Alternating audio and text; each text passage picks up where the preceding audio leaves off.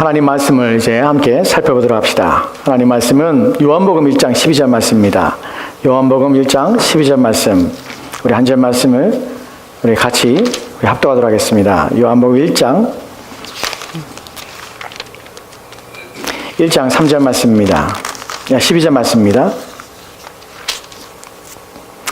우리 찾으신 줄 알고 우리 함께 한 목소리로 합독하도록 합시다. 같이 읽겠습니다. 시작. 영접하는 자, 곧 그 이름을 믿는 자들에게는 하나님의 자녀가 되는 권세를 주셨으니. 아멘. 아멘. 우리 이 말씀을 듣기 전에 함께 하나님 앞에 잠깐 기도할까요? 같이 기도하도록 합시다. 하나님, 주의 말씀 앞에 섰습니다. 언제와 같이 우리의 마음을 겸손하게 하시고 겸비하게 하사 주의 말씀 앞에 우리의 마음을 내려놓게 하여 주옵소서. 우리의 생각과 또 우리의 사고와 우리의 이해에 대하여 하나님 말씀 앞에 전적으로 의지하며 신뢰하게 도와주옵시고, 우리에게 주신 약속의 말씀들이 바로 나에게 주시는 말씀을 알아 깊이 주의 말씀을 우리 마음에 받게 도와주시고, 받은 바 주의 말씀이 우리 힘있게 하시고 또한 우리를 강건하게 하옵소서. 그리하여 인생을 살아가며 두렵지 않게 하시고 우리의 삶의 기초를 온전한 곳에 세우도록 도와주시옵소서. 주께서 이 시간 함께하기 원하며 예수님 이름으로 기도합니다. 아멘. 아멘. 여러분, 아까 보셨다시피 저희 큰아들이 왔습니다. 자식을 떠나보내고 또한 오게 하는 것들이 얼마나 물론 헤어질 때는 슬프지만 얼마나 기쁘고 즐거운지 모릅니다. 이게 부모가 되어가는구나 하는 생각도 들게 되고요. 가끔 우리 아이를 생각하면, 큰아이를 생각하면 어머니 아버지에 대한 생각들이 떠오르게 됩니다. 옛날에 그런 말이 있죠. 자식을 키우면 부모의 마음을 이해한다고. 한 달 정도 시간이 지난 것 같아요.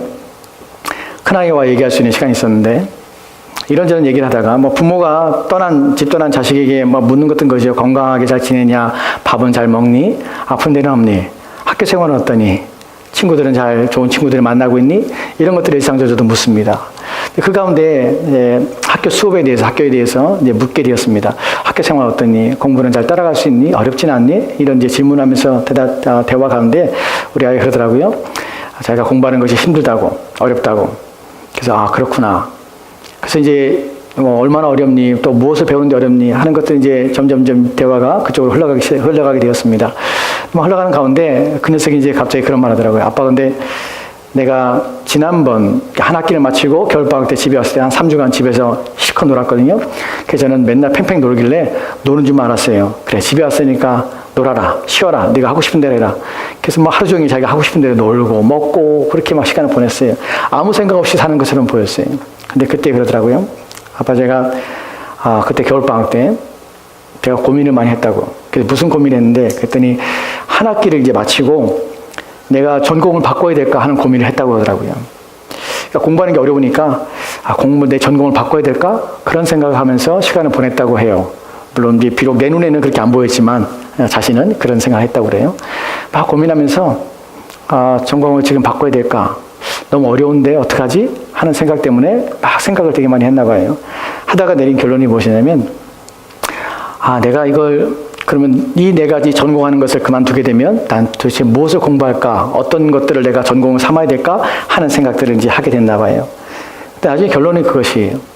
자기가 지금 하고 있는 일을 그만두면, 하고 있는 이 공부를 그만두게 되면 다른 것을 공부할 것이 없겠다라는 생각이 들더래요. 이것이 비록 힘들고 어렵지만 이것을 내가 그만두게 되면 내가 다른 곳에서 기쁨을 찾고 다른 것을 내가 좋아하게 되고 내가 하고 싶은 것이 있을까라는 생각을 하다 보니까 내가 지금 다른 어떤 것보다도 지금 이것이 힘들지만 이것을 하는 것이 내가 가장 좋아하고 있고 또한 내가 이것을 하고 싶어하는 내 마음이 있구나 하는 생각을 자신이 이제 깨달았다고 그래요. 그래서 아빠, 나 그때 전공을 바꿀까 생각했지만 바꾸지 않고 그냥 가기로 했어요. 그냥 공부하기로 했어요. 어렵지만. 그래서 제가 그랬습니다. 아들아, 고맙다. 자기가 그 목표한 것을 꾸준히 가겠다니까 얼마나 감사한지 몰라요. 제가 이 아이와 이 대화를 하면서 저희 부모님을 생각했어요. 지금 우리 큰아이의 나이가 제가 제 인생을 결정했던 나이입니다. 제가 18살 그때에 저도 제 인생을 결정했어요. 우리 부모님한테는 정말 죄송한 일이지만 그때 저희 부모님은 제 얘기를 통해서 비참하고 또 통탄하고 억장이 무너지고 삶의 의미가 상실되고 하는 소리였어요. 왜냐하면 제가 18살 우리 아이의 나이에 제가 목사가 되겠다고 결정을 하고 그 선택을 했기 때문에 그래요. 우리 아버지 어머니는 절대로 제가 목사가 되리라는, 제가 신앙생활하려는 생각도 하지 않았던 분들이에요. 그건 꿈도 꾸지 않았던 것이 그들의 계획이 없었던 일들이에요. 그때 제가 어느 날 아버지 저 신학을 하겠습니다. 신학교에 가겠습니다. 목사가 되겠습니다. 이 말 한마디에 저희 아버지가 사실은 그때 아무 말씀하지 않고 바깥에 나가셨거든요. 나가셨는데 지금 생각해보니까 만약에 제 큰아들이 저한테 뜬금없는 얘기를, 전혀 제가 생각하지 않은 얘기를 저한테 말한다면 어떻게 받아들여야 될까? 어떻게 이해해야 될까? 저놈을 어떻게 해야 될까? 하는 생각 때문에 제가 너무나 밤잠을 이루지 못할 것 같아요. 그때 저희 아버지 어머니가 저한테 그랬거든요. 너를 키운 것이 후회된다는 말도 하고, 네가 그렇게 미쳐서 이렇게 말하는 거 보니까 내가 정말 삶에 의미가 없다, 막 이런 말씀도 하셨거든요. 근데 그때 저에게 있어서는 제가 목사가 되고 제가 크리스천으로서 삶을 살아가는 것은 무엇과도 바꿀 수 없는 것이었습니다. 18살 그 나이에 제 마음은 이미 정해져 있고 하나님 부르신 가운데서 나는 목사가 되기로 결정했습니다. 물론 지금에 와서 저희 어머니 아버지는 제가 18살 그때 제가 선택하고 그 길을 가고 지금 그 길을 가고 있는 것이 너무나 감사하고 기뻐합니다. 왜냐하면 그분들은 그때에 제가 왜 그런 선택을 하고 왜 그 길을 가야만 했는지 이해하지 못하고 있기 때문에 그랬어요. 근데 그 나이에 18살 나이에 제 마음에 있었던 것은 하나님께서 저를 부르셨다는 것이고, 이 기독교에 대하여, 이 기독교인이 된다는 것에 대하여 저는 포기할 수 없는 강렬한 기대, 사모, 제 인생을 이 일에 바치고 싶은 마음이 들게 되었던 것입니다. 왜 그랬냐면 하나님께서 그 마음을 주셨기 때문에 그래요. 18살의 어린 나이지만, 우리 아이의 그 나이지만 저는 그때 하나님의 은혜를 경험하였고 또한 이 길에 서 있습니다. 여러분, 그 일이 무엇 때문에 그랬냐면 바로 오늘 우리가 살펴볼 이 말씀의 의미, 이런 말씀의 의미가 저한테 18살 나이에 제 가슴을 쳤기 때문에 그래요. 이것을 포기할 수 없는, 그 어떤 것들과도 바꿀 수 없는 것이기 때문에 그래요. 저희 어머니 아버지가 저를 그 나이에 저를 너무 두렵게 했습니다. 물론 저도 만약에 제 아이가 어떤 엉뚱한 길을 간다면, 제가 원하는 길을 가자면 저도 그렇게 하겠지요. 수많은 비난, 또한 폭언, 위협, 이런 것들 통하여 저를 주눅들게 하고 저로 하여금 제가 선택한 길에서 저를 벗어나게 하려고 무단히 애를 썼습니다. 저희 부모님만 아니라 저희 가족 전체가 그랬죠. 저희 친척들 전체가 그랬습니다. 근데 제가 포기할 수 없는 것은, 제가 이 길에서 벗어날 수 없는 것은 그 모든 위협보다도 제가 선택하고 제가 가야 될 이 길이 더 귀하고 더 복되다는 사실을 제가 부인할 수 없기 때문에 그랬어요. 오늘 요한복음 1장 12절 말씀은 저뿐만 아니라 여러분도 절대로 포기할 수 없는 것입니다. 절대로 가볍게 여기면 안 되는 내용이에요. 그때 이제 심정과 같이 여러분 안에도 이 마음이 있었으면 좋겠습니다. 이것을 절대로 포기하지 않았으면 좋겠습니다. 이 고난을 절대로 무시하지 않았으면 좋겠습니다. 오늘 우리가 살펴볼 요한복음 1장 12절 말씀은 이렇게 기록되어 있습니다. 영접하는 자 곧 그 이름을 믿는 자들에게는 하나님의 자녀가 되는 권세를 주셨으니라는 것입니다. 아멘입니다. 아멘입니다. 여러분, 하나님의 자녀가 되는 권세라는 표현을 씁니다. 본문에서 하나님의 자녀가 되는 권세라는 것은 다른 말로 권리입니다. 하나님의 자녀가 되는 권리를 포기할 수 있는가 하는 부분에서 저는 포기할 수가 없었습니다. 하나님 외에 다른 것은 제게 선택의 여지가 없었고, 제게 다른 것들을 갈 수 있는 이유도 없었고, 또한 그것을 기뻐하며 즐거워할 만한 마음도 없었습니다. 오직 이 길 외에는, 이거 외에는 제게 기쁨을 주는 것이 없었기 때문에 그렇습니다. 여러분, 하나님의 자녀가 되는 권리를 하나님께서 우리 가운데 주시고자 하신다는 사실입니다. 저와 여러분이 그리스도 예수를 믿어야 될 이유가 있다면, 여러분, 이 길은 참된 길일 뿐만 아니라 이 길은 복된 길이고, 이것은 누구에게나 부여됐으며 누구에게나 기회를 주시는 공평한 은혜의 길이기 때문에 그렇습니다. 하나님의 자녀가 되는 권리란 이런 의미입니다. 요한복음 3장 16절 말씀에는 이렇게 기록됐습니다. 저와 여러분이 왜 이 권리를 포기하면 안 됩니까? 이 권리를 끝까지 부여잡아야 됩니까? 이 권리가 나의 권리가 되어야 될 이유가 무엇입니까? 라고 묻는다면 복음의 핵심으로 나오는 3장 16절 말씀에 이렇게 기록되기 때문에 그렇습니다. 이 사실 때문에 우리는 내게 주신 이 권리를 포기할 수가 없는 것입니다. 요한복음 3장 16절 말씀 같이 읽겠습니다. 시작. 하나님이 세상을 이처럼 사랑하사 독생자를 주셨으니 이는 그를 믿는 자마다 멸망하지 않고 영생을 얻게 하려 하심이라. 아멘. 아멘. 하나님께서 자신의 아들 이 땅에 보내신 이유가 무엇입니까? 보내신 이유는 이를 믿는 자마다, 그를 믿는 자마다 멸망치 않고 영생을 얻게 하려 함이라는 것입니다. 여러분, 그리스도 예수를 믿는 것이 필요한 이유가 무엇이냐면 여러분 인생에 멸망할 수 있다는 사실 때문에 그렇습니다. 멸망이라는 것은 흔적이 없이 사라진다는 말이 아닙니다. 영원한 불행과 고통 가운데 여러분의 인생에 놓인다는 사실이 멸망이라는 단어입니다. 그럼 반대로 여러분이 하나님의 자녀가 되는 권리를 얻는다는 의미는 무엇입니까? 바로 영생을 얻는다는 것입니다. 영생이란 영원히 산다는 것이 아닙니다. 여러분, 그 의미 이상의 것을 말하고 있습니다. 영생이라는 것이 단순히 영원히 죽지 않고 산다는 것이면 지금처럼 때로는 힘들고 때로는 고통스럽고 때로는 의미 없고 때로는 살아갈 목적도 잃어버린 채 그냥 인생을 이렇게 이어서 영원토록 우리 인생이 살아간다면 이것만큼 불행한 것은 없습니다. 여러분, 어떤 분이 강의를 하는데 200세를 사는 저주라는 타이틀로 강의를 하더라고요. 여러분, 오래 사는 것이 오늘날에는 결코 좋은 것이 아닐 수 있습니다. 물론 나이 드신 분들에게 정말 죄송하지만 그렇습니다. 정말 우리가 질병으로 안고 오래 산다면 무슨 의미가 있겠습니까? 고통 중에 오래 산다면 무슨 의미가 있겠습니까? 이것만큼 불행하지 않겠습니까? 여러분, 호주에 사는 한 과학자가 114 생각을 해요. 그분이 청혼을 했어요. 스위스로 가기로 청혼을 하고 자기 가족들 다 불러 모았어요. 손주들, 그 대가족을 다 불러 모았어요. 그리고 그 앞에서 얘기를 했어요. 그 노구를 이끌고 마지막 호흡을 내쉬며 얘기를 했습니다. 나 이제 나를 보내다고. 나를 이제 좀 제발 나를 보내달라고. 보내달라는 의미가 무엇이냐면 나를 좀 죽게 해달라는 것이에요.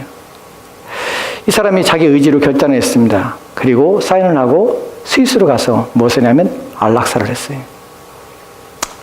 비참한 일이에요. 정말 비참한 일이에요. 왜 그랬냐면 자식들에 있어서는 모든 가족들은 이 아버지가, 할아버지가 계속 생존해 계셨으면 좋겠어.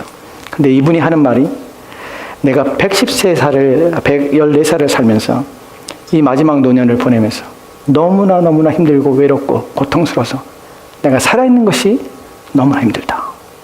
나에겐 더 이상 어떤 기쁨도 없고 나에게선 어떠한 희망도 없다. 제발 나를 제발 보내줘. 이 삶에서, 인생에서 나를 제발 모든 것을 내려놓고 나를 떠나게 해줘. 그래서 가족들이 동의를 했어요. 자기 아버지, 자기 할아버지가 너무나 간곡히 자기 이 모든 인생의 외로움에서, 그래서 가족들이 그렇게 많은데 불구하고 그 홀로 된 외로움들과 인생의 노년에서 혼자밖에 마음에 담을 수밖에 없는 그 고통스러움에서 떠나고 싶어서, 그래서 안락사가 허용 가능한 스위스로 가서 마지막 임종을 보내게 됩니다. 여러분이 인터넷 찾아보면 그 마지막 내용이 나와요. 그렇게 인생을 산다면 무슨 의미가 있겠습니까? 본문에서 영생은 그런 의미가 아닙니다. 본문에서 영생은 우리를 행복 가운데 영원히 산다는 것이에요. 위로 가운데 영원히 살며 평강 가운데 영원히 산다는 것입니다. 누구를 믿어야 합니까? 예수 그리스도 안에 이것이 있다는 것이에요. 여러분이 하나님의 자녀가 되는 권리를 하나님께서 주신 목적이 무엇이냐면 여러분의 인생과 지금의 삶뿐만 아니라 여러분의 인생 너머에 여러분의 인생을 끝나고 이제 내세의 여러분의 삶의 모든 것에서도 하나님께서는 여러분을 평강과 위로 가운데, 여러분을 행복과 만족 가운데 여러분의 인생을 투시기 위하여 그리스도 예수를 이 땅에 보내셨다는 사실입니다. 그래야 그 이름을 믿는 자마다 멸망치 않고 영생을 얻게 하시려는 것입니다. 다시 오늘 우리가 읽었던 본문으로 돌아가도록 합시다. 요한복음 1장 12절 말씀에 보면 어떻게 우리는 하나님의 자녀가 되는 권리를 받습니까? 나는 어떻게 이 영생을 얻습니까? 나는 어떻게 이 불행한 인생의 삶에서 나는 벗어날 수 있습니까? 인생에 닥쳐오는 위기와 어려움 속에서 나는 내 마음은 여전히 평강과 위로 가운데 내 인생을 살 수 있습니까? 라는 질문에 대하여 하나님께서는 우리 가운데 이렇게 말씀하십니다. 영접하는 자 곧 그 이름을 믿는 자들은 하나님의 자녀가 되는 권리를 얻게 된다는 것입니다. 여기서 우리가 생각해 봐야 될 것은 영접하는 자라는 말과 그 이름을 믿는 자는 그 아들의 이름을 믿는 자라는 것입니다. 여러분, 본문에서 믿음으로 이 권리를 얻게 되는데, 이 믿는다는 것이 그 의미가 무엇이냐면 영접한다는 의미를 가지고 있는 것이, 영접하는 자라는 것이. 영접이라는 것이 한국말로는, 영접이라는 것은 받들어 모신다는 것이에요. 모셔드린다는 것이에요. 그것이 영접하다는 의미입니다. 근데 여러분, 사실은 본문에서의 의미는 한국말이 가지고 있는 단순한 의미를 뛰어넘습니다. 왜냐하면 우리가 외국어는 한국어로 번역할 때 1대1로 번역하기가 어려운 부분이 있습니다. 왜냐하면 그 의미가 그것과는 전혀 다른 차원의 내용들을 또 담고 있기 때문에 그래요. 본문에서 영접하다는 의미는 모셔드리다, 받아들이다는 말이 맞습니다. 하지만 우리가 영접하다는 한국말의 의미가 가지고 있는 것은 대접하다는 의미예요. 모셔드려서 극진히 대접하는 것을 우리는 영접하다라고 표현합니다. 근데 본문에서 말하는 의미는 예수님을, 그 아들을 우리가 모셔드려서, 손님으로 모셔드려서 아주 잘 극진히 대접하고 융숭한 대접을 통하여서 그분을 받들어 모시는 것, 이것을 영접이라고 말하고 있지 않다는 것이에요. 본문에서 영접하다는 의미는 그 이상입니다. 손님으로서 오시는 것이 아니라, 손님으로서 그를 대접하여 그에게 극진히 모시는 것이 아니라, 그가 나와 내 안에 들어와서 내 안에서 함께 거주하며 산다는 의미가 영접하다는 의미입니다. 여러분, 여러분이 하나님의 자녀가 되는 권리를 얻기 위해서는 여러분 안에 누가 계셔야 되냐면 예수님이 여러분 안에 들어오셔서 사시는 일이 있어야 된다는 것이에요. 여러분이 함께 거하는 일이 있어야 된다는 것이에요. 오셔서 떠나는 것이 아니에요. 잠깐 오셔서 방문하시는 것이 아니에요. 여러분, 이런 의미입니다. 여러분, 하나님의 말씀을 듣고 그래야지, 그러고 싶다, 나도 그렇게 되고 싶다는 생각이 들 수 있습니다. 근데 그 마음이 들었지만, 그 마음이 가졌지만 그것이 계속되지 아니하고 이제 어느 그 일이 끝나면, 그 말씀을 듣고 그 마음에 들었는데 곧 그 마음이 잊어버리게 되고, 그 생각이 잊어버린 바 되고, 그 마음에 먹었던 것들이 아무 의미가 없어지고 하는 것은 그분이 손님으로 오셨다가 가신 것이에요. 영접하다는 의미는 여러분이 그분을 모시는 순간 그분은 떠나지 않고 여러분 가운데 함께 거하시는 것이, 이것이 영접입니다. 하나님께서는 우리 가운데 그리스도가, 그분이 우리 가운데 오셔서 우리 마음속에 내주하시는 일들을 말하고 있습니다. 어떻게 그것이 가능합니까? 사람이 어떻게 우리 안에 들어옵니까? 그냥 마음에 들어오는 것입니까? 마음을 품는 것입니까? 그렇지 않습니다. 성경 우리 가운데 우리가 이해할 수 없는 내용들을 합니다. 왜 이해할 수 없냐면 그것은 영적으로 이루어진 일들이기 때문에 우리는 이해할 수 있는 것이 아니에요. 육체적으로 되어진 일들은 우리가 보고 이해할 수 있습니다. 하지만 이것은 믿음이라는 말이 표현되기 때문에, 믿음이라는 것은, 이 성경에서 믿음이라는 단어가 사용되는 것은, 왜냐하면 이것은 육체적으로 되어지고 가시적으로 우리의 눈으로 확인할 수 있게 되어지는 일이 아니기 때문에 이것을 믿음이라는 단어를 사용하는 것입니다. 눈에 보이지 않습니다. 그런데 그분이 내 안에 들어오십니다. 제가 18살 그 나이에 제가 우리 부모님들의 마음을 상하게 했지만 내가 그 길을 포기하지 않고, 내가 그 일에 대하여 내가 하나님의 자녀가 되는 권리와 하나님을 위해 살고자 하는 그 마음이 변화되지 않고, 그 어떤 일에도 내가 포기하지 않는 그 이유가 무엇이냐면 그분이 내 안에 오셨기 때문에 그렇습니다. 내 마음이 변화되지 않습니다. 그분이 내 안에 계셔서 나로 하여금 그분을 위해 살도록, 하나님의 자녀가 되도록, 자녀로서의 삶을 살도록 나를 이끌어 가셨기 때문에 저는 변화되지 않고 나는 그 어떤 것에 타협하지 않을 수가 있었던 것입니다. 이것이 바로 영접하다는 의미입니다. 또 하나 의 영접이라는 단어 속에서 우리가 살펴볼 내용은 이것입니다. 영접이라는 이 단어는 특별하게 이것은 개개인이라는 표현이 함께 들어있습니다. 무슨 말이냐면 여러분들이 그룹으로 모여서 함께 예수님을 믿는 하나님의 자녀가 된 사람들과 여러분이 그 자리에 함께 있어서 하나님에 대한 얘기들을 막 할 수 있습니다. 근데 여러분 마음속에 하나님의 자녀가 되는 것이, 즉 예수님이 여러분 마음에 들어오지 않으면 그 자리에 있다 할지라도 여러분 마음에 예수님이 여러분 마음에 없기 때문에 여러분 하나님의 자녀가 되는 권리를 가진 것이 아니란 사실입니다. 이것은 개개인이 해야 될 일들이에요. 내 남편이 예수님을 모시고 예수님을 믿는다 할지라도 내가 예수님을 믿지 않는다면 나는 하나님의 자녀가 되는 권리를 얻은 것이 아닙니다. 내가 하나님의 자녀가 되는 권리를 얻는다 할지라도 내 자녀가 개인적으로 하나님을, 이 예수 그리스도를 마음에 영접하지 않는다면 그 또한 하나님의 자녀가 되는 권리를 가지고 있는 것이 아니란 사실입니다. 저와 여러분 개개인이 그리스도 예수를 여러분 마음에 모셔야 하는 것입니다. 이 부분을 좀 더 설명하려고 해요. 영접하는 자 곧 그 이름을 믿는 자들은 믿는이라는 단어를 좀 설명하려고 합니다. 여러분, 이 믿음이라는 단어가 오늘날 얼마나 많이 오용되어서 잘못 사용되어서 있는지 모릅니다. 믿음의 말은 한 번에 정의할 수 없지만 이 예화를 통해서 여러분이 분명히 이해했으면 좋겠습니다. 존 페이튼이라는 사람이 있습니다. 선교사예요. 그 사람에게는 특별하게 별칭이 붙어있는데 식인종의 왕이라는 별칭이 붙었어요. 왜 식인종이 왕이 됐냐면 이 사람은 식인종을 다스렸기 때문이 아니라 남태평양에 지금부터 150년 전에 남태평양에는 수많은 섬들이 있습니다. 근데 섬에 사는 원주민들이 무슨 일을 했냐면 식인을 하는 습성이 있었어요. 지금부터 150년 전입니다. 근데 지금도 사실은 어느 오지에 가면 아직도 식인 습성을 가지고 있는 사람들이 있어요. 폐쇄적으로 사람을 잡아먹어요. 그 남태평양 그 지역에 존 페이튼이 선교사로 들어갑니다. 식인종에게 복음을 전해서 그들을 변화시키기 위해 들어간 것이, 여러분, 만약에 여러분이 식인종을 복음화시킨다면, 여러분의 그런 임무가 주어졌다면 어떻게 하시겠습니까? 멀리 떨어져 가지고서는 전화를 하시겠습니까? 식인성 그만해, 이제 그거 아직 맛없어, 더 맛있는 고기를 보내줄게, 이렇게 바뀌겠습니까? 여러분, 식인종에게 가서 복음을 전하기 위해서는 거기에 들어가야 돼요. 안타깝게도 존 페이튼은 그것을 사역하다가 아내가 죽고요, 이제 갓 태어난 자기의 자녀도 죽습니다. 홀로 남아요. 그런데도 식인종에게 자기의 생명이 위협을 당하는 순간에도 그는 복음을 전하는 일을 포기하지 않습니다. 그리고 계속해서 복음을 전해요. 이 식인습성이라는 것이 단순히 타인을 잡아먹는 건 아니에요. 그 당시 남태평양에 만연했던 식인습성이라는 것은 사람은 약해지거나 쓸모없게 되면 이제 음식으로 바뀌게 되는 것이, 아무나 잡아먹어요. 동족인들 잡아먹어요. 어떻게? 사람은 약해지거나 쓸모없거나 병들거나 하면 무조건 잡아먹는 것이, 이것이 식인성을 가지고 있는 사람들의 모습이에요. 아무도 안전하지 않아요. 약해진다 생각하면 잡아먹는 것이.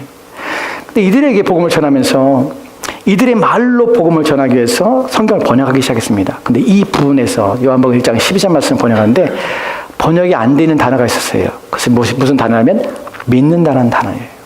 그 이름을 믿는 자들에게는, 이 말이 그들에게 없는 것이에요. 무엇이 없냐면 믿다라는 말이 없어요. 왜 믿다라는 말이 없냐면 이들은 누구나 잡아먹기 때문에 사람에게 믿는다는 말을 사용하지 않아요. 사람은 믿지 않아요. 잡아먹는 대상이기 때문에. 이 말을 표현해야 되는데 그들의 말로 번역을 했는데 번역할 단어가 없는 것이에요. 고민하고 있었습니다. 어떻게 이 단어를 번역해야 될까? 어떻게 해야 이 사람들이 이 말의 의미를 알아들까? 고민하고 있었는데 어느 날 자기가 자기 사무실에 이렇게 자기 방에 이렇게 앉아 있는데 이제 그 원주민 가운데 한 사람이 들어오게 되었습니다. 그에게 물어봤습니다. 내가 지금 뭐 하고 있는가? 그랬더니 그 사람이 말을 합니다. 당신은 지금 책상 앞에 있는 의자에 앉아 있습니다라고 얘기했습니다. 그래요? 그리고 또 물어봤습니다. 내가 지금 뭐 하고 있습니까? 이제는 의자에 앉아 있는 의자에서 두 발을 띄었습니다. 그랬더니 그 원주민이 그렇게 말을 합니다. 당신의 몸의 온 무게를 의자 위에 다 옮겼습니다. 의자에 의지하고 있습니다. 라는 말을 사용했습니다.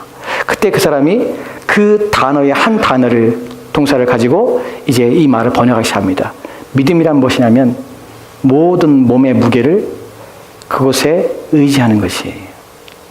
모든 몸의 무게를 그곳에 기대는 것이에요.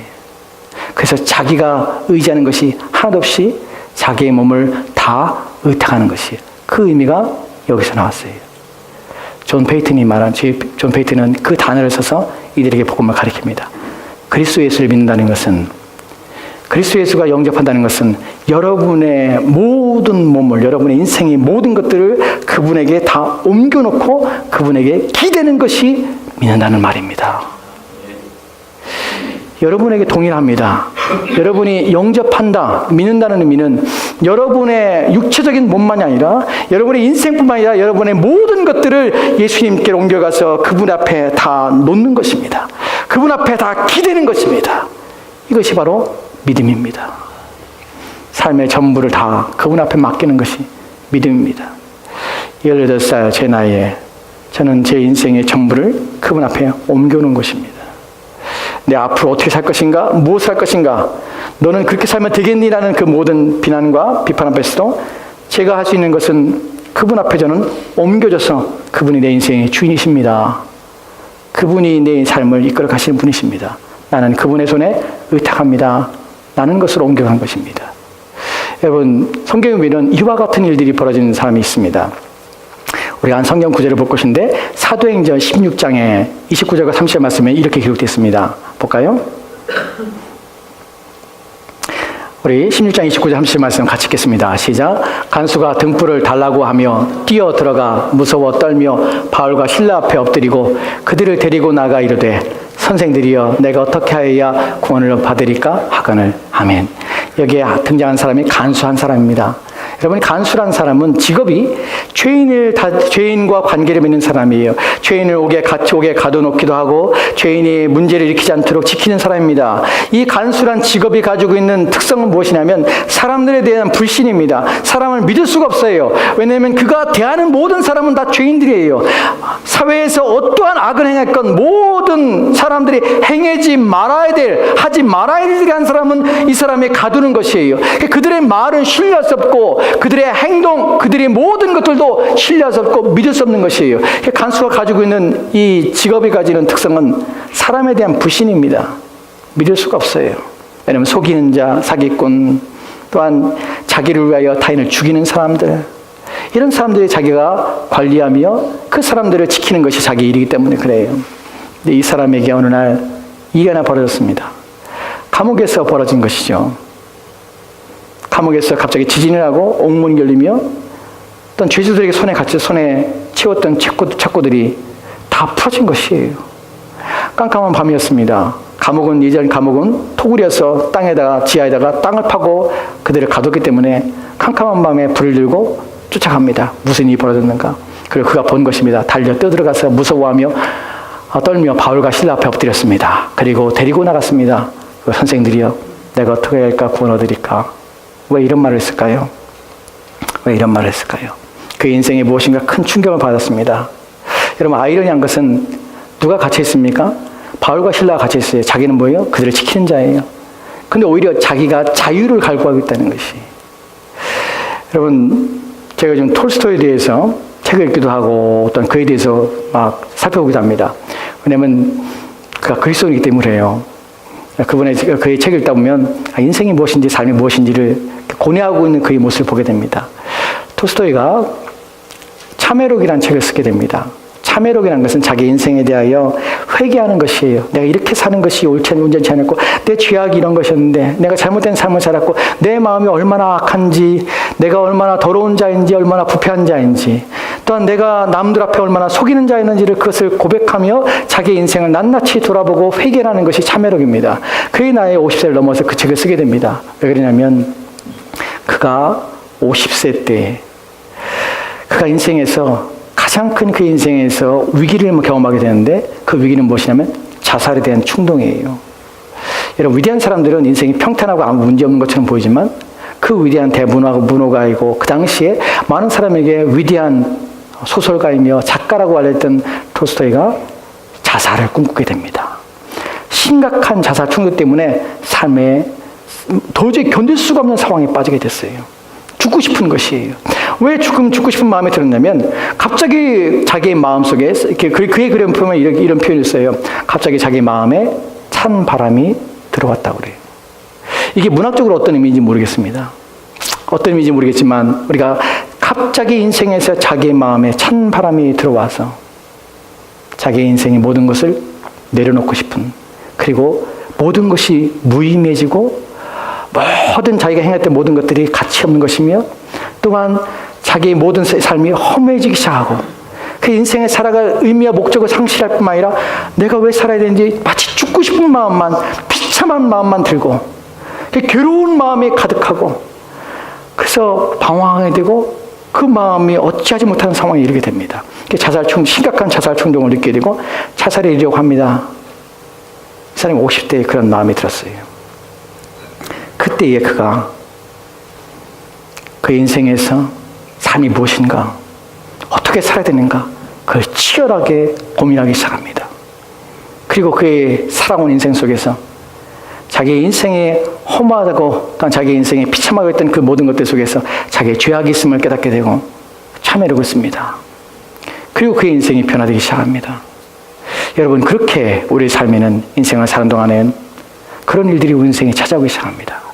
그때 하나님께서 우리 영혼을 부르시는 기회예요.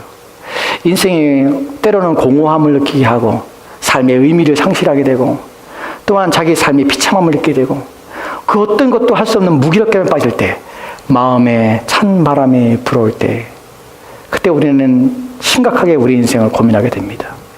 이 간수에게 이 날은 바로 그런 날이었습니다.